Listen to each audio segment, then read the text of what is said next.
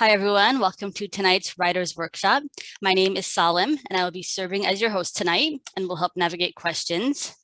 Our topic tonight is Persuasive Writing with author Trish Hall.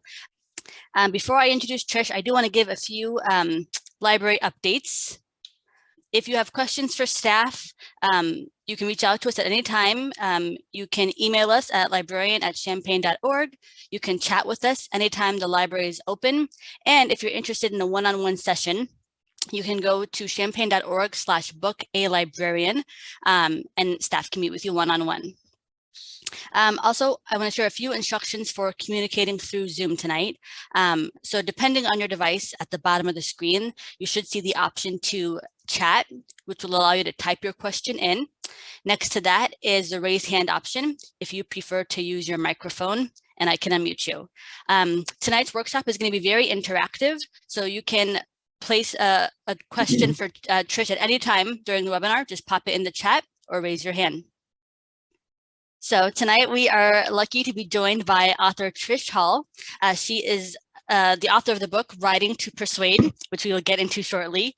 But before we get into the book, I'm going to start with, I'll start us off and kind of ask the first question. So, you've had an extensive and successful career, including times as a New York Times editor, food reporter, journalist, and now published author.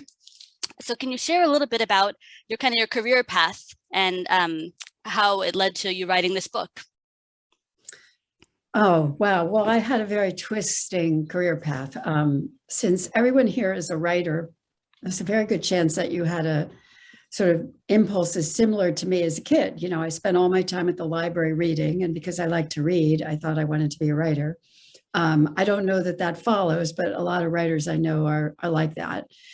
So I worked on my high school newspaper and my college newspaper.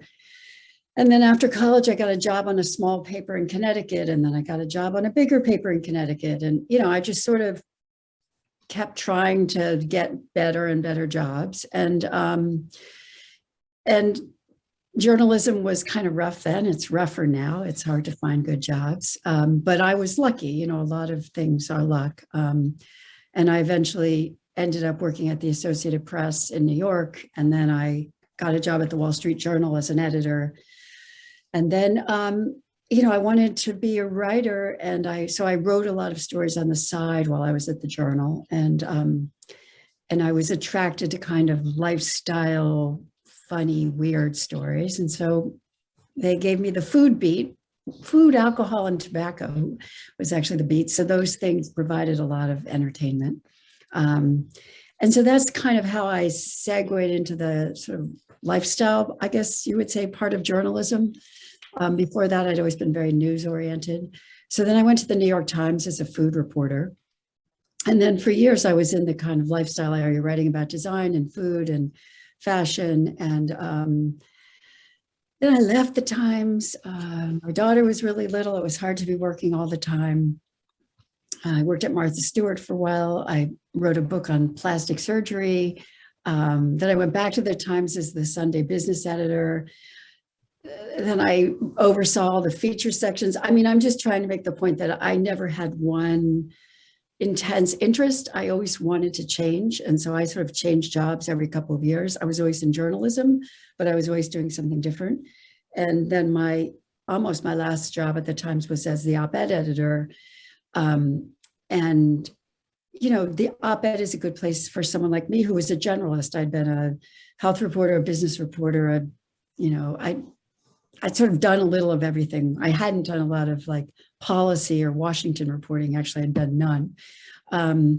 But I had a kind of broad background, which was good for op-ed because that's an area where you want to be open to voices from every possible area. So when I left the Times, because there's a rule at the Times that if you're on the masthead, which I was, which is upper management, you have to leave the masthead at the age of 65. And I was sort of ready to stop anyway, not stop working, but stop, working 18 hours a day. So then I came up with the idea for this book. And part of my interest in the book was how many submissions I got from people where they had worked so hard on them, but they didn't quite know what to do. And it just seemed like an obvious thing for me to try to do is help people understand the psychology of persuasion and also just sort of the mechanics of working with editors and writing a piece that's like 800 words. So that's how the book came to be. And that's the progression of my career. And I now work for a communications firm in Washington, and I ghostwrite op-eds. So now I'm on the other side of the line. Well, and it's so interesting, just even, like you said, you had many interests. So getting into different things, I think for some writers, they can kind of have difficulty finding their niche, kind of finding what area works well for them. So I think that's really good. And, it shows you've experience in so many different areas just by kind of trying it and seeing, what field works for me. And so I think that's really good advice, especially for kind of writers who are still trying to find out which area fits best for them. So thank you. It's a strange thing as a writer because people will want your writing if you have expertise in it, right? So even if you're only going to do a certain area for 3 or 4 years, you have to make yourself expert in it. You can't be a novice even as you float around. You have to really like dive in so that people will want your writing. Thank you. And so going back to the book, I really enjoyed, there's a piece where you kind of include your 15 principles of persuasive writing. So it kind of includes, writing what you know, playing on feelings, surprising your reader. Out of the 15 principles, is there kind of one that you abide by more than the others, or one that's kind of stayed true throughout all the years? I mean, I think the most important thing in getting across to people, whether it's like an email or I mostly read fiction in my whatever you call spare time, whether you're talking about fiction or an email or no matter what you're talking about, is that you really have to tell stories so that you hit people emotionally. Because if it's dry, if it's just kind of jargon, if it's that kind of language that's so common now that feels completely disassociated from the way people actually talk, I don't think you get through to people at all. So that's my main, with any kind of writing, persuasive writing, whether you're trying to persuade people in a TV show or, an op-ed, you need to connect with your audience and you need to think about what's going to make them want to keep going. Yes, it's so true. And I like how you said, as far as connecting with audience, there's one line in the book where you say people kind of mistake the meaning of empathy. They think empathy is trying to put themselves in that person's shoes, when it's really just kind of trying to think about how they think and trying to view it through their mindset. And I really agree with that. And I found that really interesting. I know I had never thought about that before. And one of my contributing writers at the Times who wrote a lot, is a psychiatrist at Weill Cornell named Richard Friedman. And I was talking to him and I realized that I in some way had conflated sympathy and empathy, that, he was talking about how truly evil people can have empathy, like they can understand how other people's minds work. It doesn't have to be used for good, right? But it does have to be used, or you can't really figure out what people are about. Yes. And so, for your experience as an editor and now as a published author, you kind of have the advantage of seeing it from both sides, from editing other people's work and then to getting your work edited. What was that process like, being kind of on the receiving end of it this time? It's funny. I have a lot of friends who've written books, and I had written a book before. And the thing you hear all the time from people who write books is that no one edits anymore. Like editors are so busy and publishing has been shrinking and they just don't edit, and you have to do your own fact checking and your own copy editing. I had an amazing editor. I wrote a fairly brief proposal. I mean, how if you're writing fiction, often people don't even want to see a proposal. They want to see the whole book. If you're writing nonfiction, they usually do want to see a proposal. And the proposal I wrote for my previous book on plastic surgery was probably 30 pages long. It really outlined the book and exactly where it would go. This proposal was very brief. It was like 2 pages. And I thought that I was writing what I had promised to write. And I turned in about a third of the book. And he's like, no, this isn't what I want. And I think because I'd been an editor so long, and journalism can be really brutal, and it's very blunt. It's like, to people who don't work in journalism, I think journalism can seem very tough, kind of kick you into the teeth kind of field, because everything's moving really quickly and you have to take feedback quickly and you can't be really sensitive and you just have to deal with it. So people will say, this doesn't work at all and you can't do this. And that's how it is. So when he said it wasn't what he wanted, that I was acting too much like a journalist. I had a lot of quotes from other studies in there. I was really interested in the research on persuasion. And he said, if I wanted to have a book like that, I would have signed a book with one of these experts on persuasion. He goes, it has to be more personal. It has to be more about you. Here you're telling me that it's all about storytelling and you're not telling me your own story. Tell me about your arguments with your husband. Tell me about your childhood. And I was like, I never said I would do that. I've been saving all that for a novel. Yeah. So it was a very strange experience, but he was such a good editor. And what he didn't exactly tell me how to do it, but he told me what he wanted, that every chapter had to have some personal lessons in it from the workplace or from my life. And the lessons had to be somehow married to the advice. And he did do a lot of line editing, but it was really just that he sent the book in a different direction and he made me understand much better. He just made it a much better book. I was very, very lucky because someone else probably would have published the book I turned in, which was fine, but probably not as good. So, editing's a complicated thing. I've had some really bad editors. One of my worst editors was the nicest person I ever worked for. But she just wasn't really good at helping focus things or shape them or make them better. And good editing, whether it's from your friends or the people you live with or whoever it's from, it's really a gift. And, I find it hard sometimes to show things to people. I hadn't shown my draft to anyone until I turned it into my editor, but I do say in the book, and I do believe it, even though it's hard to do it, it's really valuable to get feedback on your work. I'm sort of in a writer's group now, trying to write fiction, and sometimes I feel like the feedback's too positive. Like we really all need to look for feedback that's critical and honest. And people may not be able to tell you what to do, but if, like my editor, they can tell you what they're seeking that they think would be better, it's really helpful. Yeah, like what you said about a good editor will, yes, it's uncomfortable, but they'll push for those personal details because that's what people want to read about. They don't want the general stuff. They want to know about that person's story. And so, yeah, I found that really interesting.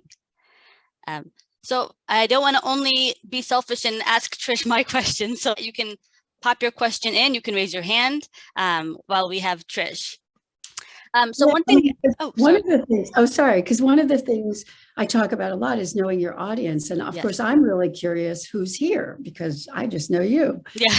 I would love questions from people about what you're working on, or if there's anything in my history that could make anything I could say be valuable, or, because I don't actually know what you want to know. So please speak up. Absolutely. So, one thing I know, depending on kind of what people are going into with any professional writing, whether it's, journalism or if they're trying to become an author, writers will most likely have to face deadlines, especially if they're writing in a professional capacity. So, it's always tricky managing deadlines. How do you manage the stress of, tight deadlines or expectations from editors? Oh, yeah, that's a really interesting question because I really can't function without deadlines. And that's why I find it so hard to do fiction, because there's no deadline.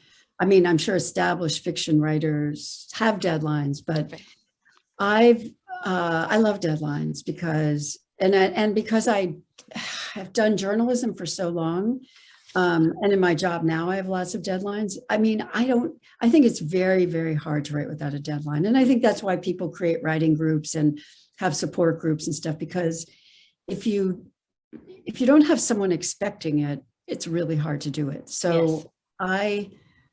I love writing on deadline. Like if the place I work wants me to write an op-ed for someone in 25 minutes, that's wonderful to me, because then I just have to do it.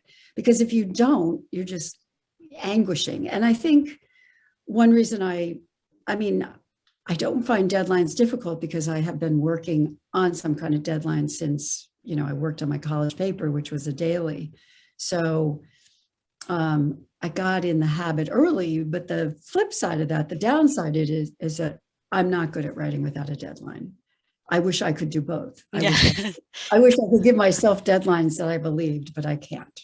It's so true though, because, in my own personal writing, I don't have a deadline. So sometimes I'll go a couple weeks without touching my own writing, but, I'm on a team of book reviewers, and that deadline is one that I have to adhere to. So it does hold me accountable. And yeah, it makes me a better writer, because then I'm actively writing instead of just kind of writing when I feel like it.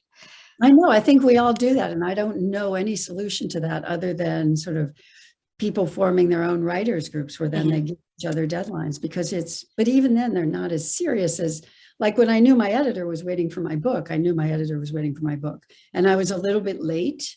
And I said, I really need a deadline. I'm a little late, but I need a deadline. He goes, just give it to me when you're done. And I tried to work on it. And then I called my agent, who's like I've known her for years and I really like her. I'm like, I can't do this, but I'm afraid enough of you that if you gave me a deadline, I would do it. Yes. Because I can't. So she gave me a deadline and I got it done that day. I mean, I remember I was having trouble with the formatting, and I don't like working in Word. I like working in Google Docs, and I was transferring it to Word and nothing was going right. But I took the deadline really seriously. I was up to like 3 a.m. trying to fix the formatting, which is kind of ridiculous because it wasn't my editor's deadline. But I don't know any other way to write. I agree completely. And this is kind of related to that. The topic of kind of every writer is different. We all kind of have the, techniques that work for us, and build habits that, we follow. And so, a lot of sources that, one source I really like is Masterclass, because they have, good articles on writing. And they recommend writing habits like setting a word count goal each day, or timing your writing sessions. Do you have any tips or like practices that have been successful for you that you could recommend to us? No, I wish someone in the audience would tell me, because I've tried all of those things. I've tried that thing where you set a timer for 20 minutes. I've tried saying, okay, I'm going to work for 3 hours. But then if my job gets in the way, then that 3 hours doesn't work. I've tried setting 1,000-word things, but then I had this revelation the other day, which I don't know if it's any use, but I always feel like the weekend is a time when I should really do my own writing. But then it's kind of always hanging over me. And I realized this past weekend, like, I think I have to start saying that the weekend is for nothing. It's not for any kind of work at all. And try to focus on my own writing as well as my work writing during the week, because it was starting to seem like a burden. So that's what's confusing, right? Because you're writing because you want to. It's how you find yourself. It's how you figure out what you think. There's no, in terms of my own writing, no one's waiting for a novel from me. So it's completely about wanting to have the experience of taking on that challenge. And sometimes I write essays too, and it's the same thing. No one's necessarily waiting for it. So it's just because there's something that you want to do. And I realized by having it sort of hanging over me all the time, it was becoming something I didn't want to do. So that's my newest insight. I have no idea if it will be useful to me or anyone else. But I think that, for me, I'm always oriented toward the write for 2 or 3 hours. I don't know, writing a certain number of words is tricky, because I think so much of writing is rewriting and editing. Sometimes in 15 minutes, I'll write a ton of words, but do they count? A lot of them are ridiculous. So I don't know. Yeah, for me, it's so hard because, like you said, the weekend, you kind of want to do other things and you're not really, I don't hold myself accountable. So I think one thing that works is, even putting it in my calendar, that's kind of one goal I have, is setting aside time each day, even 30 minutes or even 5 minutes, as long as I'm, So do you do it by minutes or do you do it by words for yourself? Usually by minutes. I try to set aside at least, 30 minutes and and half the time it's just me sitting and looking at my computer, not even typing, but I want to be thinking about it, or, so I don't forget it for a week or 2 weeks. Right. Yeah, I think there is no perfect way. The alarm clock, the 20-minute alarm clock thing definitely didn't work for me, but I've read other people who found that very successful. Oh, so we have a couple people put questions in the chat. So I'll start with the first one. So they're asking, what kinds of story elements are effective in trying to persuade an audience to do something? That's sort of a complicated question. I think it depends on who your audience is. I mean, if you're, if you take a really current issue like vaccines, like maybe you're trying to convince an audience of people who are nervous about them and aren't really comfortable with them. The first thing you need to know is why they're not comfortable. You know, what are they worried about? Is it pregnant women who are worried that it will damage their fetus? Like, understanding what people's concerns are can help you figure out what to tell them. So I think it can be sort of a combination of sort of information that they might find useful and stories that get across that information. So, you know, there's a lot of research that shows statistics don't work, and yet I often find statistics kind of persuasive. You know, like there are people who are really worried about giving the vaccines to young boys because of this sort of risk of like some kind of bad heart outcome. But then the statistics show that the bad heart outcome is higher risk with COVID. So it's kind of like, you know, sometimes the stories, because I've been, partly because of client work and partly because I'm just really interested in health stories. I've been really interested in the pandemic.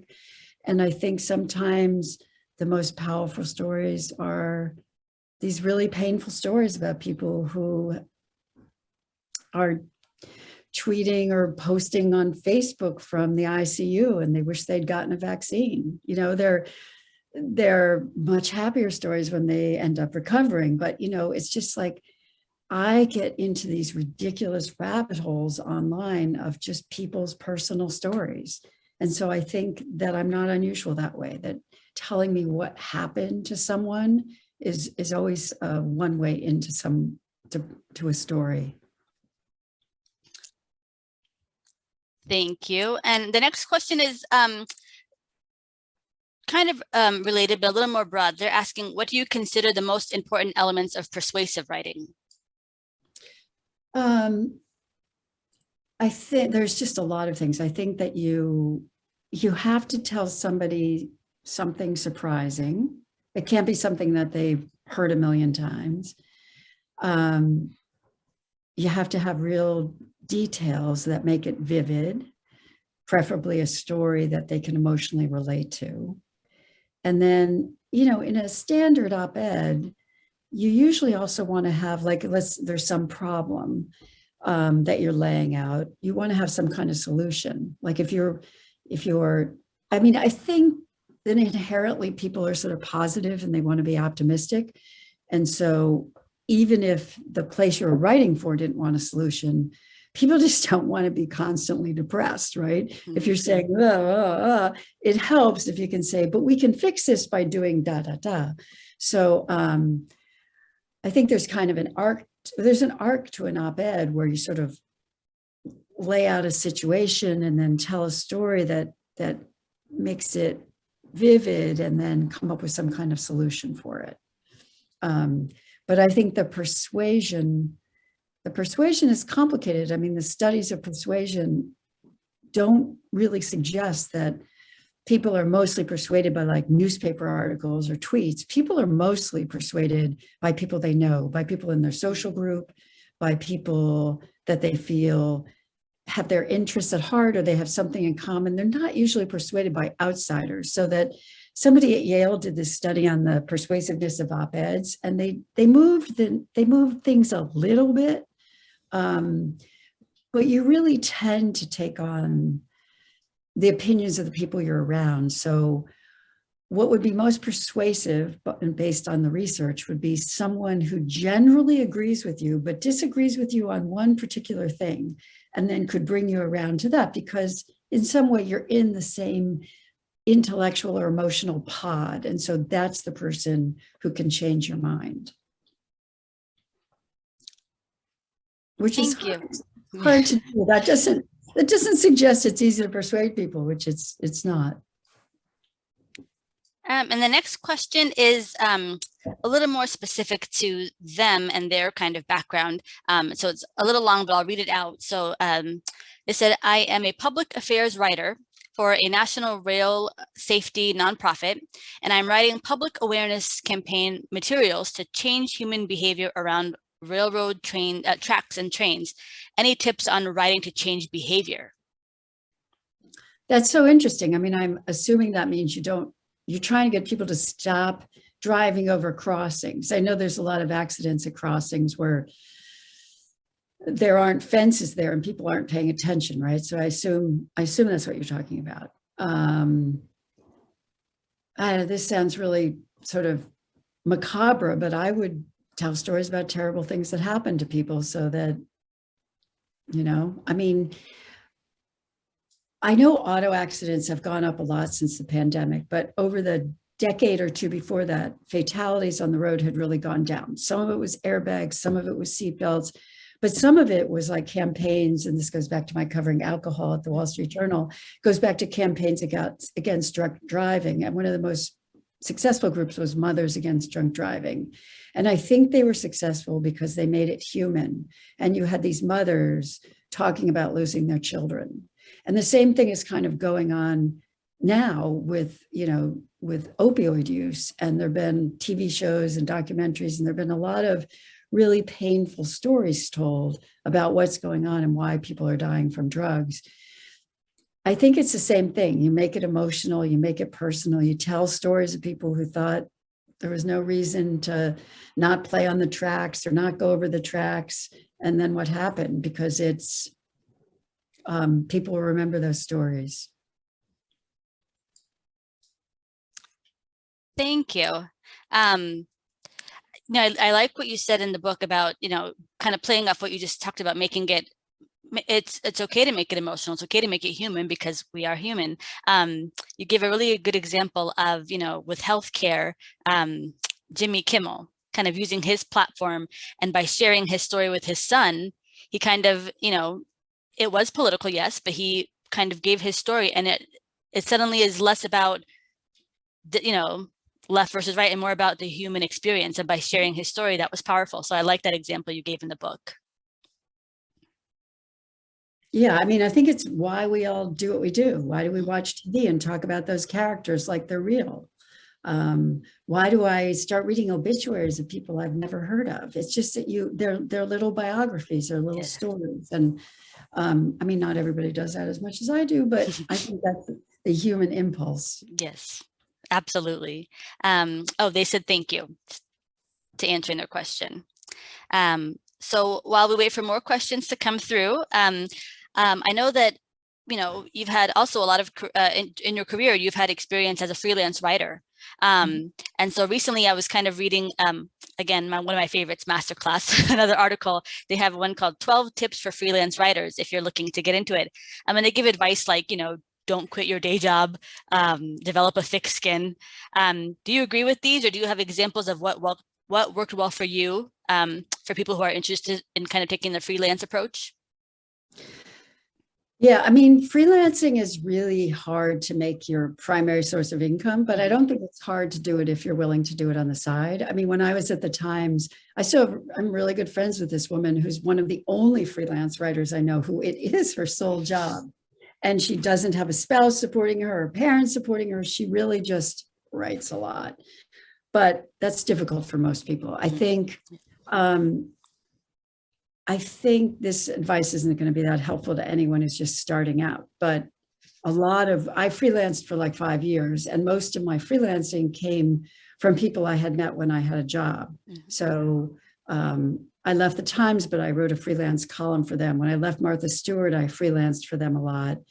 A lot of it's through not networking, because I've never been good at networking, but your friend network, right? So a friend of mine left the Times and went to House and Garden, so then I wrote for her there. So if you're sort of in a world where you know writers and editors, that's one way to do it. If you're not, the best thing to do is sort of aim for the publication you really want to write for, and develop some kind of a specialty, because you can spend a lot of time. I mean, I remember when I was on maternity leave, I had all these different ideas for magazine articles, and I was doing all this research on pitches, and none of them went anywhere. And I already had been a writer for a long time, but I didn't have any contacts at those places. And I didn't have, like, one was on diabetes and how it was becoming this huge problem in the US. And like 4 years later, the Times did a series on the same thing. And I thought, thanks.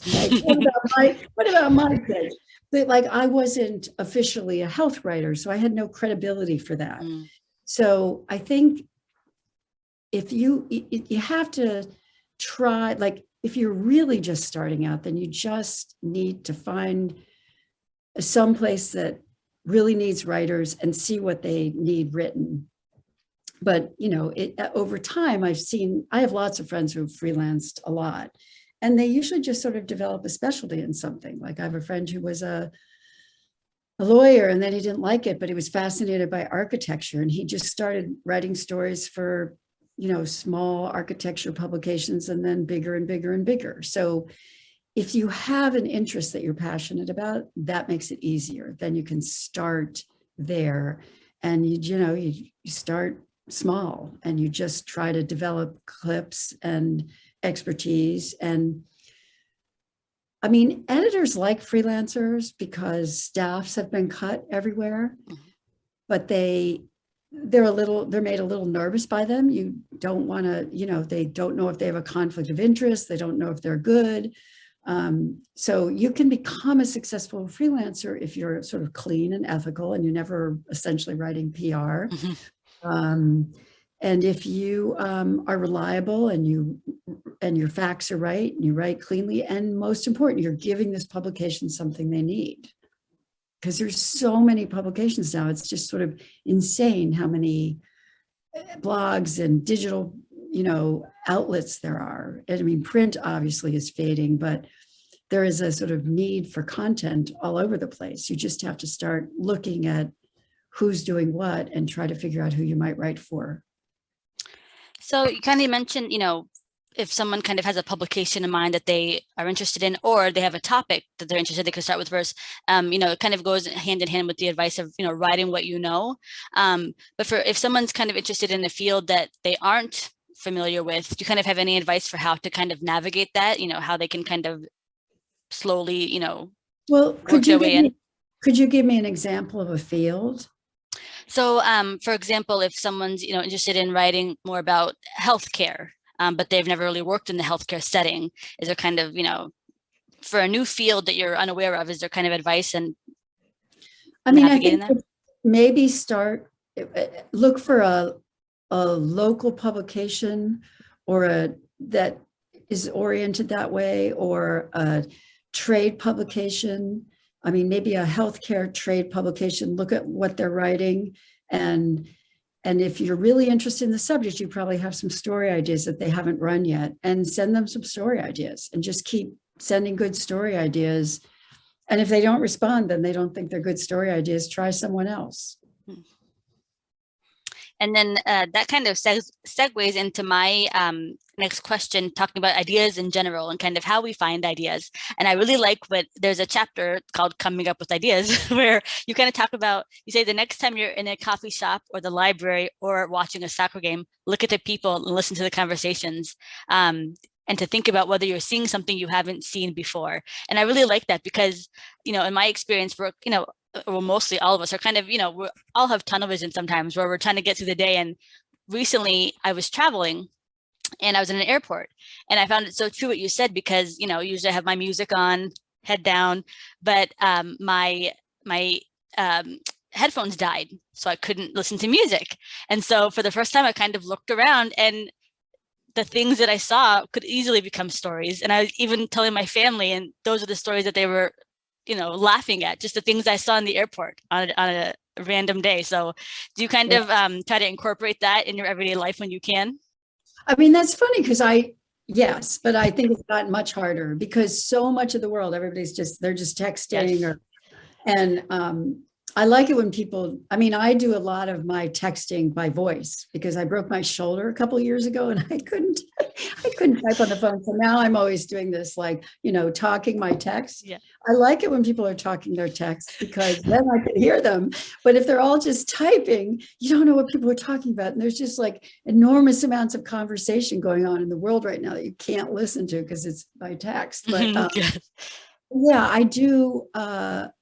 I do like listening to people because, and watching them, like, I mean, partly because I was a lifestyle reporter for so long, and that is by definition a field that doesn't have a lot of news. Like it demands creatively sort of watching what people are doing and noticing, oh, people aren't wearing this kind of sneaker anymore. They're wearing this kind of sneaker because, we couldn't count on things happening. We had to pay attention to what people were doing. And so, yeah, it's just like a long-term habit of mine is to be very snoopy.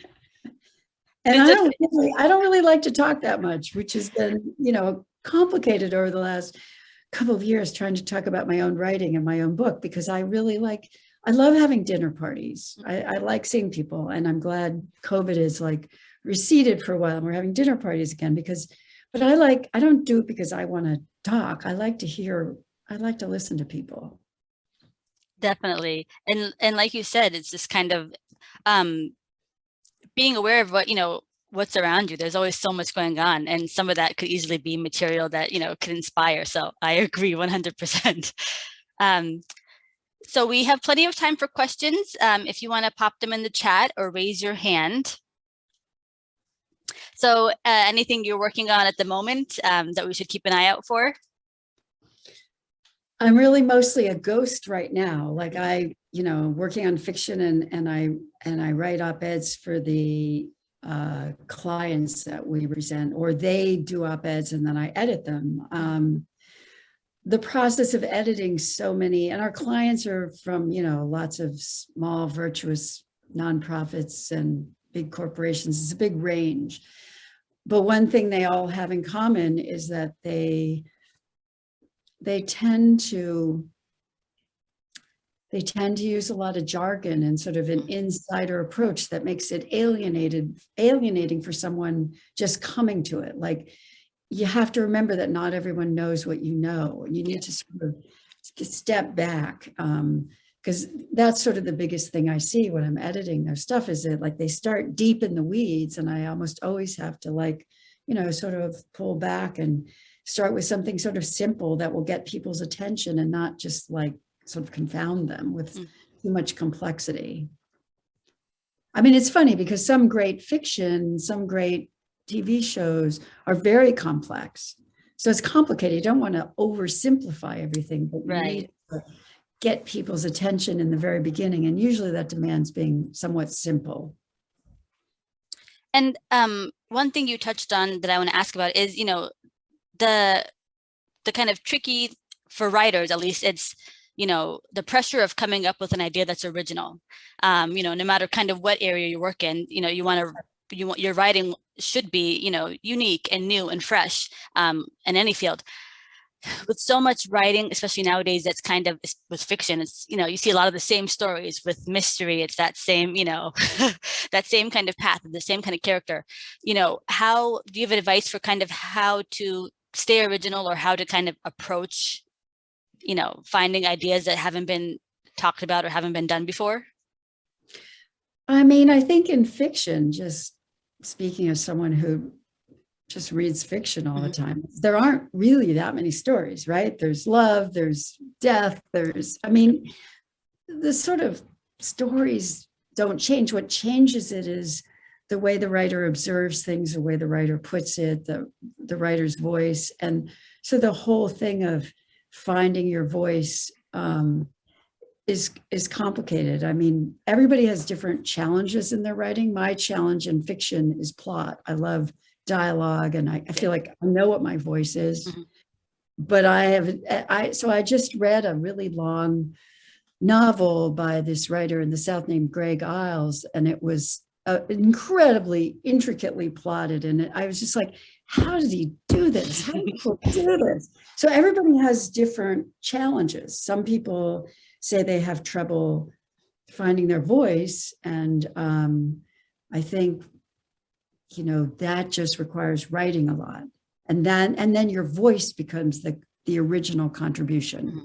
The things you notice become the original contribution. I think with op-eds and the kind of nonfiction that I edit a lot, it's really hard to be original because most things have something to do with the news. There's some kind of way that they're off the news. And it's really hard to approach something in a way that no one else has.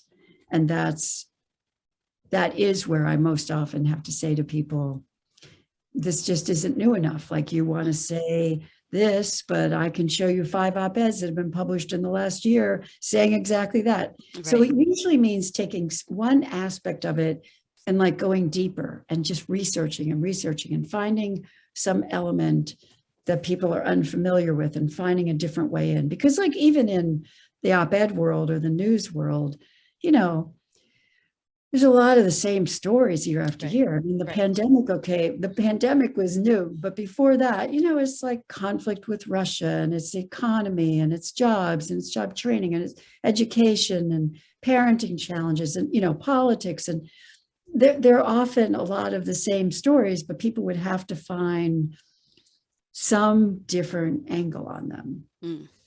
So sometimes it just requires tons and tons of research until you come across this thing where you go, oh my God, that's so interesting. Mm-hmm.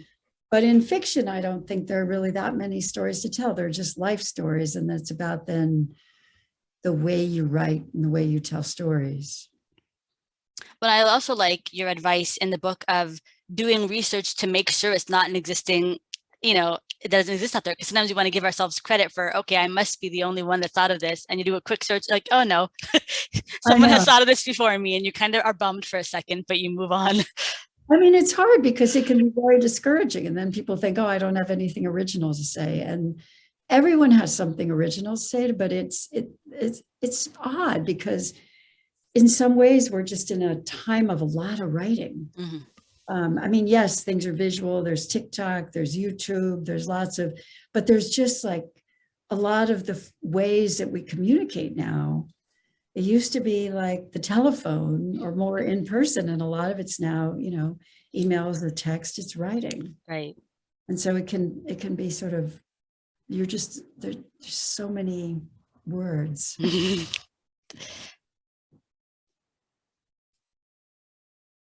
We still have plenty of time for questions if you want to pop them in the chat or raise your hand.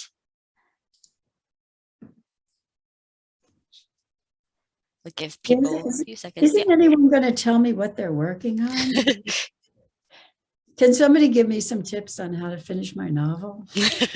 I would like that as well, too.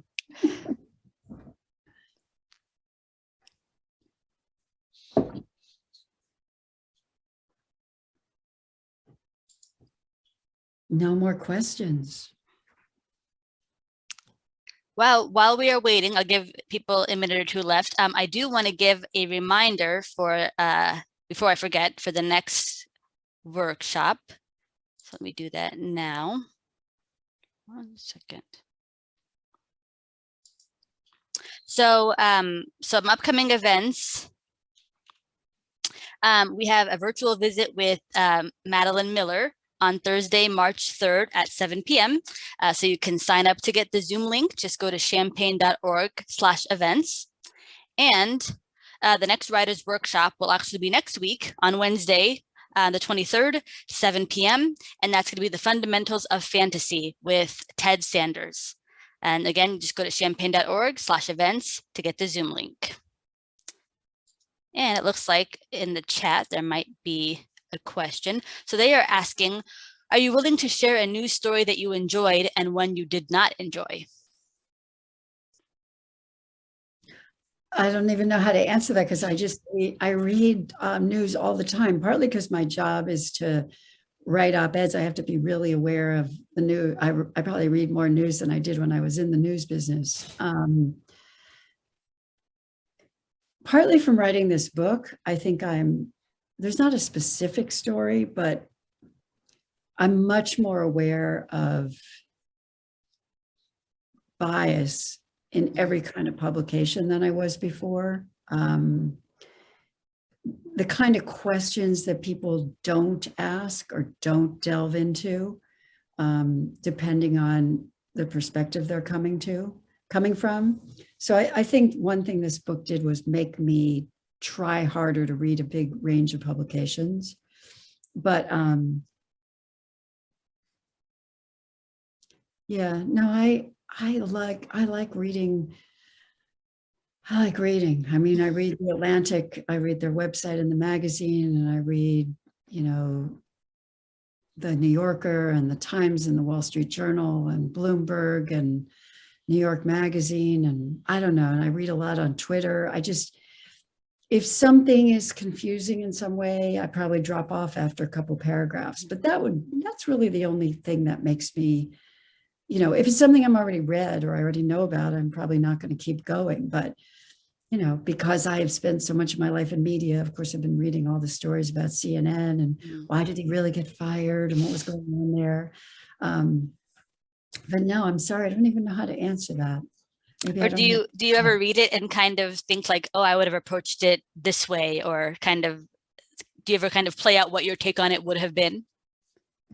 Sometimes it's not so much my take on it, but sometimes I think, why didn't they ask this? Why didn't they look at this? I see what's missing, but that's because I've been an editor for so long.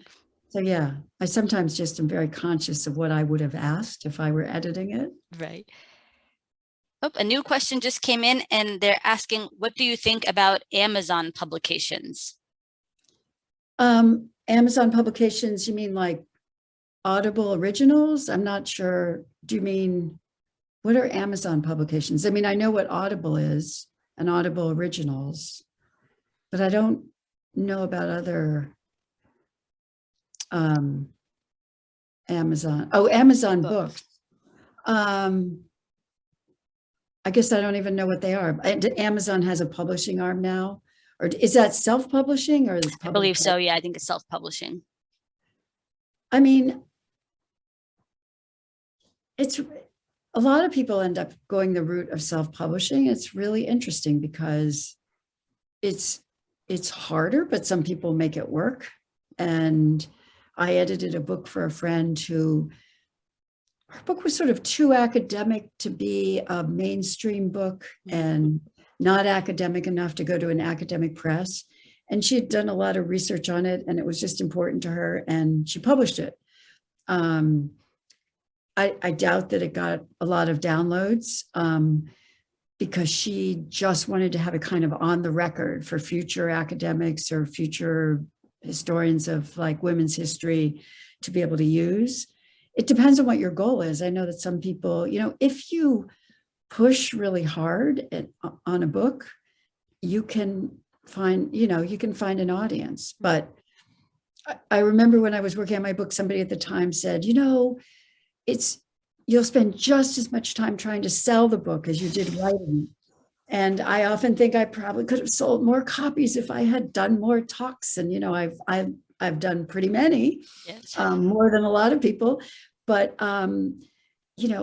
you have to know yourself. And so if you're not going to have a publisher behind you, if you think you're the kind of person who can just, push, I mean, I never even update my website. I'm terrible. I just kind of, but if you're the person who will have a big social presence and keep working on your website and give lots of talks and push and push and push, then you don't need a publisher as much.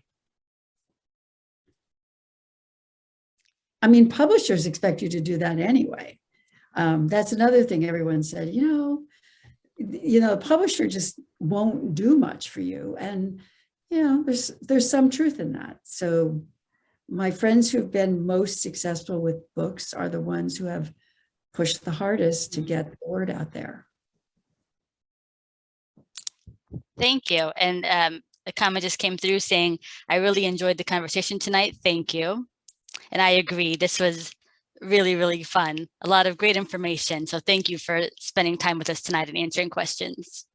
Well, thank you for such good questions. And thank you for being a librarian. Well, thank you.